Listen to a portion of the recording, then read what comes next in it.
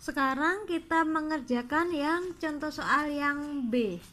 Nah, untuk contoh soal B, gambarnya hampir sama dengan contoh soal yang A, tapi di sini panah T1 dan T2-nya kita lengkapi.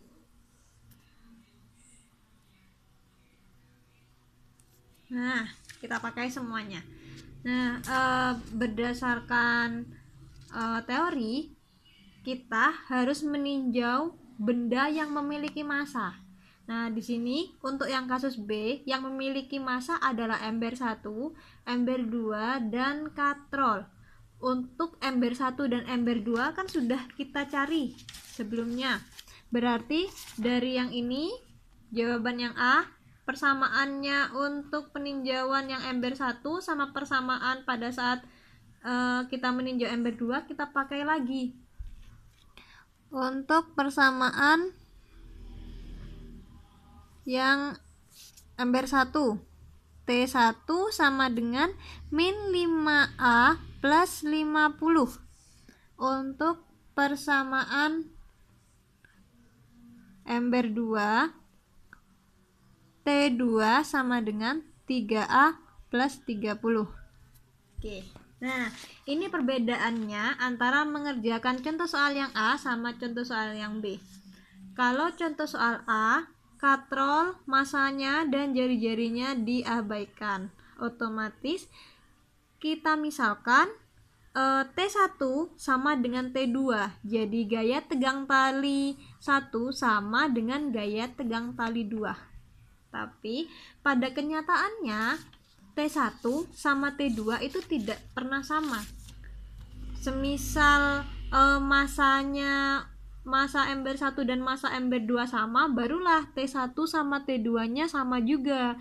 Tapi ketika massa ember 1 jauh lebih besar, berarti harusnya T1 juga lebih besar karena tegangannya kan juga lebih besar gitu. Nah, daripada yang masanya lebih kecil. Nah, berarti di sini kasusnya T1 harusnya tidak sama dengan T2, yaitu T1 harus lebih besar dari T2 karena massa ember 1 lebih besar daripada massa ember 2. Nah, kita sudah meninjau yang ember 1 dapat persamaan ini, lalu kita meninjau M2 dapat persamaan ini. Sekarang yang kita tinjau adalah katrolnya.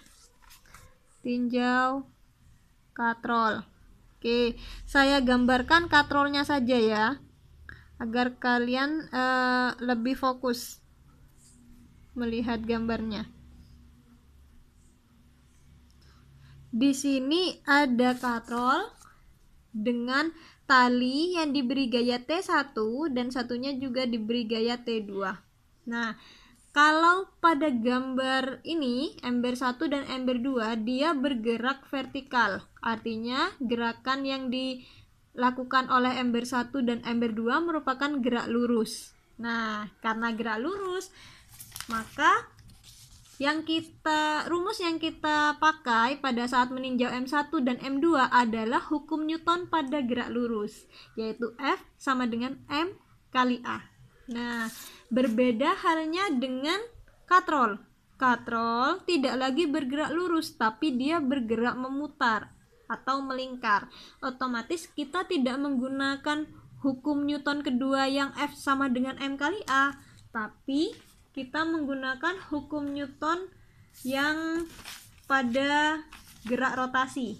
Nah, yang ini hukum 2 Newton untuk rotasi. Momen gaya sama dengan momen inersia dikalikan percepatan dibagi jari-jari. Nah, kita harus menggunakan yang itu untuk meninjau katrol. Momen gaya sama dengan momen inersia dikalikan percepatan per jari-jari. Tujuan utama kita mencari percepatannya. Nah, kalau ingin mencari percepatan berarti jari-jarinya harus sudah tahu. Oke, kita sudah tahu, tadi sudah ada di soal 20 cm. Lalu momen inersia akan kita cari juga. Momen inersia katrol merupakan momen inersia dari silinder pejal.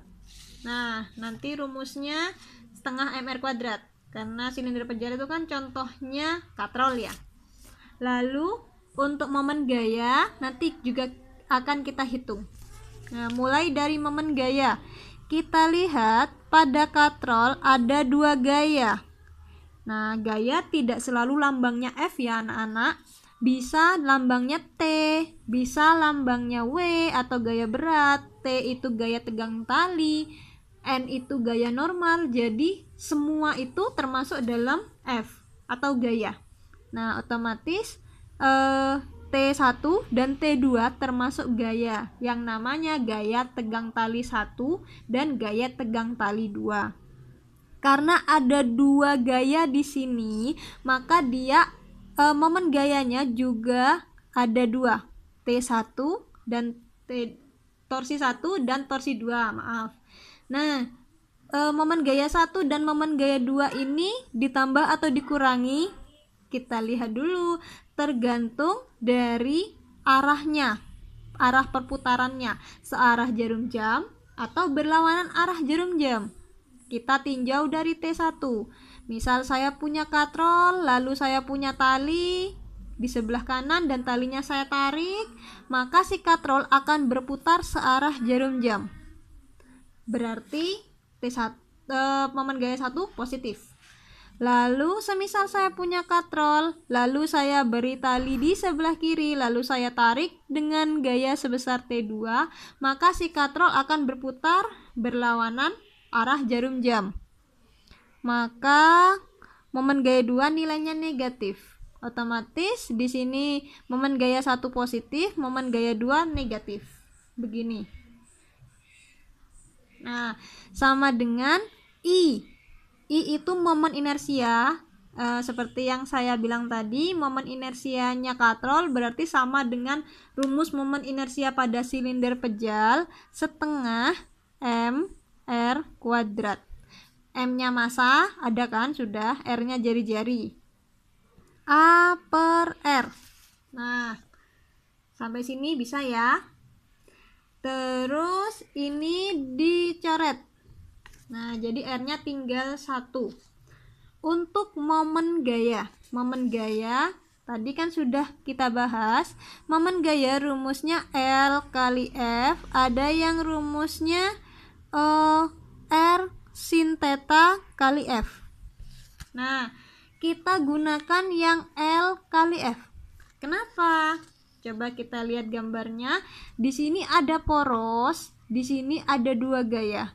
Maka untuk momen gaya pertama, ini adalah gaya pertama T1, lalu ini adalah lengan momennya L1.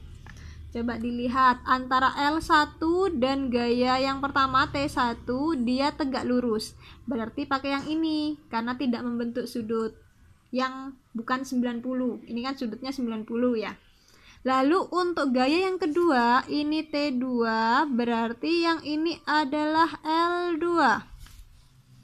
Nah, tegak lurus juga antara L2 dan T2. Berarti pakainya tetap L kali F rumusnya. Maka untuk momen gaya 1 dan momen gaya 2 kita ubah jadi L1 kali F-nya kita pakai T karena gayanya namanya T1 dikurangi L2 kali T2 sama dengan setengah M R A. Nah, seperti ini. Lalu coba kita tinjau dulu yang L1 dan L2. Ini L1, ini L2. Nah, L1 sama L2 harusnya kan besarnya sama. Sama dengan jari-jari dari katrol. Otomatis L1 sama L2 saya ubah jadi jari-jari. R T1 dikurangi R kali T2 sama dengan setengah M R A. Nah, seperti ini. L1 sama L2 sama dengan jari-jari, maka L1 saya ubah jari-jari, L2 juga saya ubah jari-jari. Oke, karena ini sama-sama jari-jari, maka bisa saya jadikan 1. R T1 dikurangi T2 sama dengan ini tetap setengah M R A. Nah, seperti ini. R-nya bisa dicoret ya, antara yang ruas kiri dan ruas kanan. Oke, berarti persamaan di ruas kiri berubah menjadi T1 dikurangi T2 sama dengan ruas kanan berubah jadi setengah MA. Nah, T1 dan T2 sudah kita dapatkan persamaannya saat kita mencari jawaban di contoh soal yang A. Masukkan saja T1 itu min 5A plus 50 min T2 3A plus 30 sama dengan setengah kali M. M berarti massa, karena kita meninjau katrol berarti yang kita masukkan adalah massa katrol 4 kilo. A yang akan kita cari nanti. Oke, yang ruas kiri jangan langsung dikerjakan, tapi kita keluarkan dari kurungnya dulu. Itu untuk meminimalisir kesalahan kalian saat menafsirkan tanda. Yang min 5A plus 50 keluarkan dari kurung. Terus yang min 3A plus 30 minnya dikalikan dimasukkan ke dalam. Berarti min 3A min 30. Di sini 2 sama 4 bisa dicoret jadi 2A. Gini ya. Lalu yang ada variabel A-nya kita letakkan di sebelah kanan saja. Yang tidak ada variabel A kita letakkan di sebelah kiri. 2A tetap, terus min 5A dimasukkan jadi plus 5A, pindahkan ke ruas kanan. Terus min 3A pindahkan ke ruas kanan jadi plus 3A. Begini. Lalu di sebelah kiri ada 50 dikurangi 30. Oke. Sudah kan ya? 50 kurangi 30 nilainya 20. Terus 2 tambah 5 tambah 3 10A. Berarti A-nya di sini adalah 20 dibagi 10 atau percepatannya sama dengan 2 meter per sekon kuadrat. Nah, percepatannya hasilnya berbeda dengan yang A. Yang A percepatannya 2,5, yang B jawabannya percepatannya 2. Nah, yang benar aslinya yang B. Kita biasa menggunakan di kelas 10 memakai cara yang A untuk mempermudah saja, karena yang B kita harus mempelajari tentang momen gaya, momen inersia, dan gerak melingkar, jadi masih sulit, otomatis dipermudah pada saat kelas 10. Jadi sekarang kita pelajari yang sebenarnya. Nah, ketika A-nya sudah tahu, kita masukkan nilai A percepatannya di persamaan M1 dan persamaan M2. Untuk T1 persamaan M1 ya, min 5A plus 50, berarti min 5, A-nya dimasukkan 2 plus 50, berarti min 10 plus 50, jawabannya 40 Newton. Karena T itu termasuk gaya, maka satuannya adalah Newton. Lalu kita masukkan yang persamaan T2. T2 sama dengan 3A plus 30. 3A plus 30. Oke, 3 kali 2 plus 30.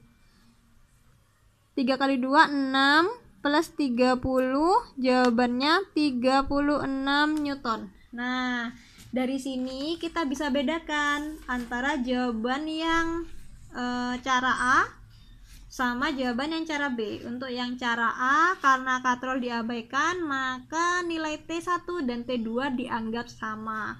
Tapi pada kenyataannya nilai T1 dan T2 berbeda, tergantung sama massa yang mempengaruhi gaya tegang tali tadi. Nah, tadi kan saya sudah bilang yang T1 harusnya dia punya gaya yang lebih besar, karena di sini embernya lebih berat daripada ember yang kedua.